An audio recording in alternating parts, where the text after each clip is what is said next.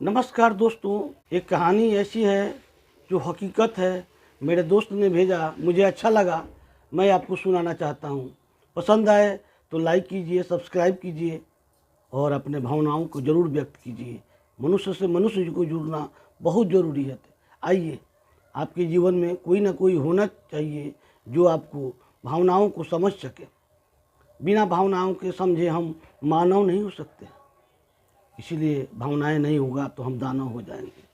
नमस्कार दोस्तों, आइए, कहानी इस प्रकार है कि कहानी सुनने के बाद आंसू ना आ जाए तो जान लेना कि भावनाएं अभी आपका जीवित है। बहुत पुरानी बात है, 8-10 साल पहले की है।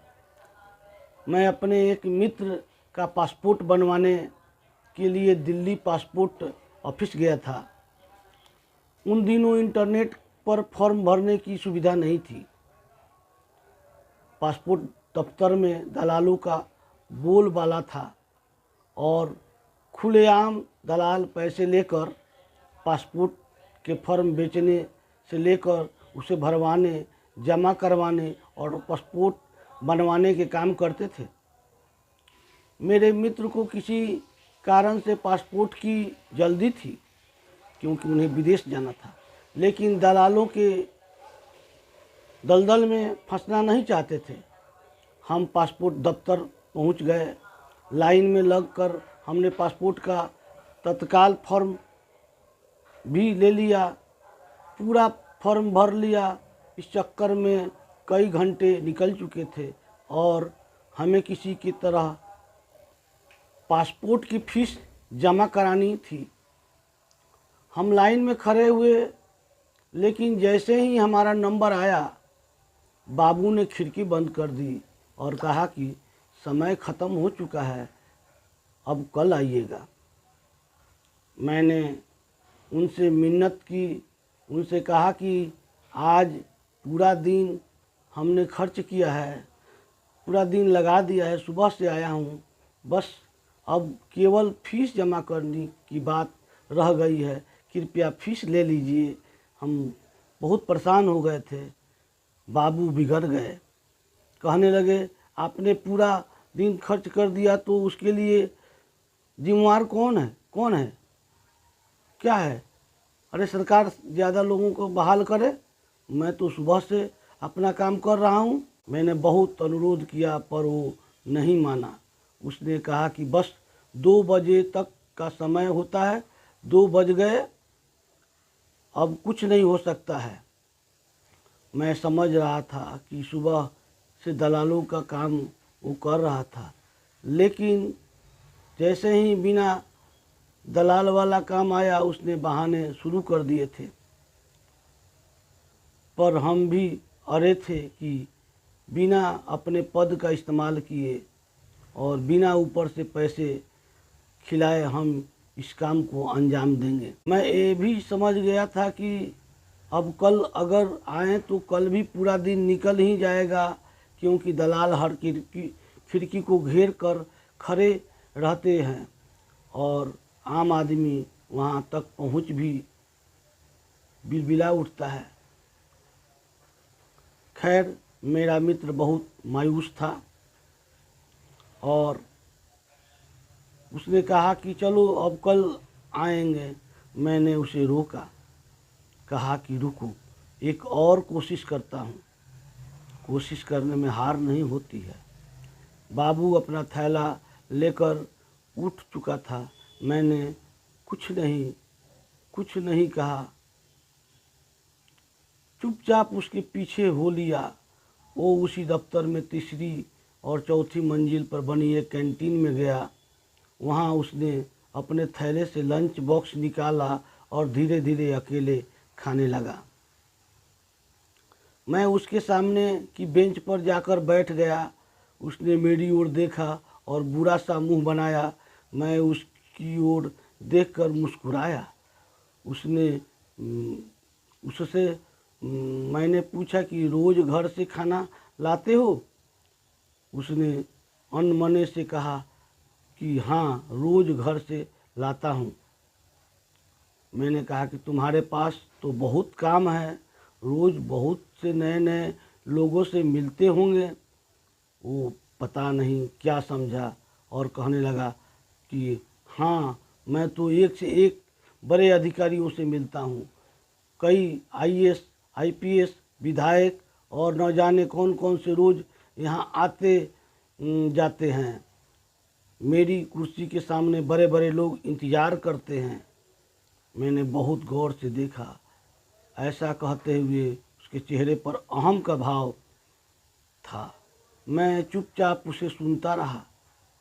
फिर मैंने उससे पूछा कि एक रोटी तुम्हारी प्लेट से मैं भी खा लूं? वो समझ नहीं पाया कि मैं क्या कह रहा हूँ। उसने बस हाँ में सिर हिला दिया। मैंने एक रोटी उसकी प्लेट से उठा ली और सब्जी के साथ खाने लगा। वो चुपचाप मुझे देखता रहा। मैंने उसके खाने की तारीफ की और कहा कि तुम्हारी पत्नी बहुत ही स्वादिष्ट खाना बनाती है। वो चुप रहा। मैंने फिर उसे कुरेदा, तुम बहुत महत्वपूर्ण सीट पर बैठे हो, बड़े बड़े लोग तुम्हारे पास आते हैं, तो क्या तुम अपनी कुर्सी की इज्जत करते हो? अब वो चौंका। उसने मेरी ओर देखकर पूछा कि इज्जत मतलब? मैंने कहा कि तुम बहुत भाग्यशाली हो, तुम्हें इतनी महत्वपूर्ण जिम्मेवारी मिली है। तुम न जाने कितने बड़े बड़े अफसरों से डील करते हो, लेकिन तुम अपने पद की इज्जत नहीं करते हो। उसने मुझसे पूछा कि ऐसा कैसे कहा आपने? मैंने कहा, जो काम दिया गया है उसकी इज्जत करते तो तुम इस तरह रूखे व्यवहार वाले नहीं होते। देखो, तुम्हारा कोई दोस्त भी नहीं है। तुम दफ्तर के कैंटीन में अकेले खाना खाते हो और अपनी कुर्सी पर भी मायूस होकर बैठे रहते हो। लोगों का होता हुआ काम पूरा करने की जगह अटकाने की कोशिश करते हो। मान लो कोई एकदम 2 बजे ही तुम्हारे काउंटर पर पहुंचा, तो तुमने इस बात का लिहाज तक नहीं किया कि वो सुबह से लाइन में खड़ा रहा है और तुमने फटाक से खिड़की बंद कर दी। जब मैंने तुमसे अनुरोध किया तो तुमने कहा कि सरकार से कहो कि ज़्यादा लोगों को बहाल करे। मान लो मैं सरकार से कह कर और लोग को बहाल करा दूं, तो तुम्हारी अहमियत ही घट जाएगी। हो सकता है कि तुमसे काम ही ले लिया जाए। फिर तुम कैसे आईएएस, आईपीएस और विधायकों से मिलोगे? भगवान ने तुम्हें मौका दिया है रिश्ते बनाने के लिए, लेकिन अपना दुर्भाग्य देखो, तुम उसका लाभ उठाने की जगह रिश्ते बिगाड़ रहे हो। मेरा क्या है, कल भी आ जाऊंगा, परसों भी आ जाऊंगा। ऐसा तो है ही नहीं कि आज नहीं काम हुआ तो कभी नहीं होगा। तुम नहीं करोगे तो कोई और बाबू करेगा, कल कर देगा। पर तुम्हारे पास तो मौका था किसी को अपना एहसानमंद बनाने का, तुम उससे चूक गए। वो खाना छोड़कर मेरी बातें सुनने लगा। मैंने कहा कि पैसे तो बहुत कमा लोगे, लेकिन रिश्ते नहीं कमाए तो सब बेकार है। क्या करोगे पैसों का? अपना व्यवहार ठीक नहीं रखोगे तो तुम्हारे घर वाले भी तुमसे दुखी रहेंगे। यार दोस्त तो नहीं है, ये तो देख ही चुका हूँ। मुझे देखो, अपने दफ्तर में कभी अकेला खाना नहीं खाता। यहाँ भी भूख लगी तो तुम्हारे साथ खाना खाने आ गया। अरे अकेला खाना भी कोई जिंदगी है? मेरी बात सुनकर वो रुआंसा हो गया। उसने कहा कि आपने बात सही कही है साहब, मैं अकेला हूँ। पत्नी झगड़ कर मायके चली गई है। बच्चे भी मुझे पसंद नहीं करते। माँ है, वो भी कुछ बात नहीं करती। सुबह 4-5 रोटी बनाकर दे देती है और मैं तनहा खाना खाता हूँ। रात में घर जाने का ही मन नहीं करता। समझ में नहीं आता कि गड़बड़ी कहाँ है। मैंने हौले से कहा कि खुद को लोगों से जोड़ो, किसी की मदद कर सकते हो तो करो। देखो, मैं यहाँ अपने दोस्त के पासपोर्ट के लिए आया हूँ। मेरे पास तो पासपोर्ट है। मैंने दोस्त की खातिर तुम्हारी मिन्नतें की, निस्वार्थ भाव से, इसलिए मेरे पास दोस्त है, तुम्हारे पास नहीं है। वो उठा और उसने मुझसे कहा कि आप मेरी खिड़की पर पहुंचिए, मैं आज ही फॉर्म जमा करा दूंगा। मैंने नीचे गया, उससे फॉर्म जमा कर लिया, फीस ले ली और हफ्ते भर में पासपोर्ट बन गया। बाबू ने मुझसे मेरा नंबर मांगा। मैंने अपना मोबाइल नंबर उसे दे दिया और चला आया। कल दिवाली पर मेरे पास बहुत से फ़ोन आए। मैंने करीब करीब सारे नंबर उठाए, सबको हैप्पी दीपावली बोला, क्योंकि मेरा आदत रहता है कि किसी भी व्यक्ति का फ़ोन मिस न हो। उसी में एक नंबर से फ़ोन आया। रविंद्र कुमार नाम था, सतेंद्र कुमार। मैं बोल रहा हूँ साहब, एकदम नहीं पहचान सका। उसने कहा कि कई साल पहले आप हमारे पास अपने किसी दोस्त के पासपोर्ट बनवाने के लिए आए थे और आपने मेरे साथ रोटी भी खाई थी। आपने कहा था कि पैसे की जगह रिश्ते बनाइए। मुझे एकदम याद आ गया। मैंने कहा हाँ हाँ हाँ हाँ चौधरी साहब, कैसे हैं। उसने खुश होकर कहा, साहब आप उस दिन चले गए, फिर मैं बहुत सोचता रहा। मुझे लगा कि पैसे तो सचमुच बहुत लोग दे जाते हैं, लेकिन साथ खाना खाने वाला कोई नहीं मिलता है।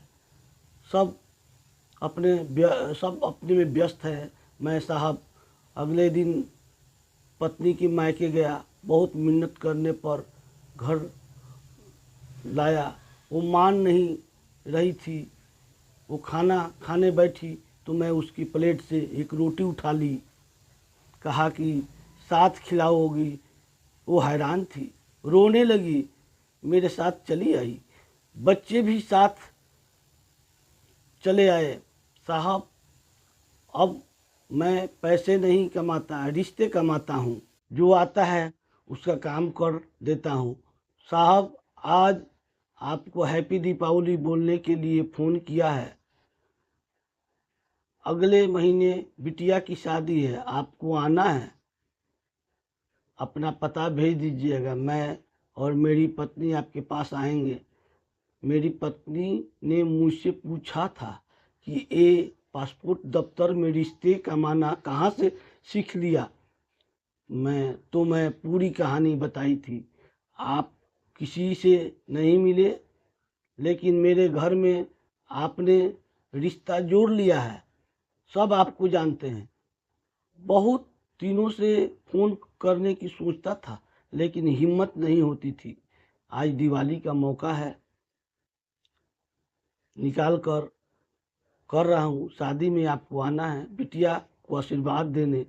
रिश्ता जोड़ा है आपने, यही यकीन है कि आप आएंगे। वो बोलता जा रहा था, मैं सुनता जा रहा था। सोचा नहीं था कि सचमुच उसकी ज़िंदगी में भी पैसों पर रिश्ता भारी पड़ेगी। लेकिन मेरा कहा सच साबित हुआ। आदमी भावनाओं से संचालित होता है, कारणों से नहीं। कारणों से तो मशीनें चला करती है। पसंद आए तो अपने अजीज दोस्त को जरूर शेयर कीजिएगा। इंसानियत की भावना को आगे बढ़ाइएगा। पैसा इंसान के लिए बनाया गया है, इंसान पैसे के लिए नहीं बनाया गया है।